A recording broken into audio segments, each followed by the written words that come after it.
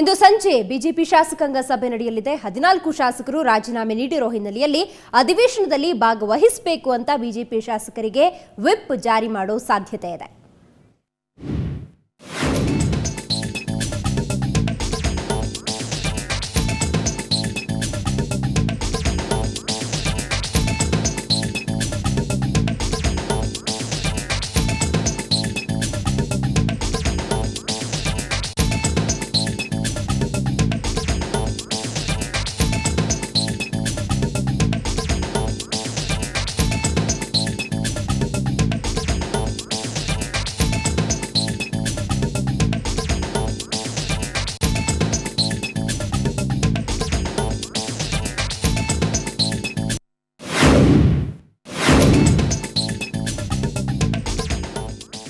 ಒಂದು ಕಡೆ ರಾಜ್ಯಪಾಲರಿಂದ ಶೆಟ್ಟರ್ ಸರ್ಕಾರಕ್ಕೆ ಫುಲ್ ಮಾರ್ಕ್ಸ್ ಸಿಕ್ಕಿದೆ. ಇನ್ನು ಮತ್ತೊಂದು ಕಡೆ ಇಂದು ಸಂಜೆ ಬಿಜೆಪಿ ಶಾಸಕಾಂಗ ಸಭೆ ನಡೆಯುತ್ತೆ.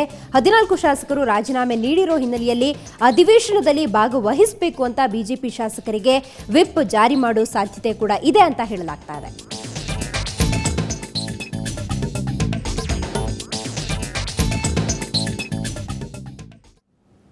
ವಿಧಾನಸಭೆಯ ಬಜೆಟ್ ಅಧಿವೇಶನದ ಮೊದಲ ದಿನವೇ ಸಚಿವರು ಗೈರು ಹಾಜರಾಗಿದ್ದಾರೆ. ಸಚಿವರಾದ ಮುರುಗೇಶ್ ನಿರಾಣಿ ಮತ್ತು ಉಮೇಶ್ ಕತ್ತಿ ರಾಜ್ಯಪಾಲರ ಭಾಷಣದ ವೇಳೆ ಗೈರು ಹಾಜರಾಗಿದ್ರು. ಆದರೆ ತಡವಾಗಿ ಬಂದ ಮುರುಗೇಶ್ ನಿರಾಣಿ ಮಹಾಂತ ಶ್ರೀಗಳ ಅಂತಿಮ ದರ್ಶನ ಪಡೆಯಲು ಹೋಗಿದ್ದರಿಂದ ಲೇಟ್ ಆಯಿತು ಅಂತ ನಿರಾಣಿ ಪ್ರತಿಕ್ರಿಯಿಸಿದ್ದಾರೆ.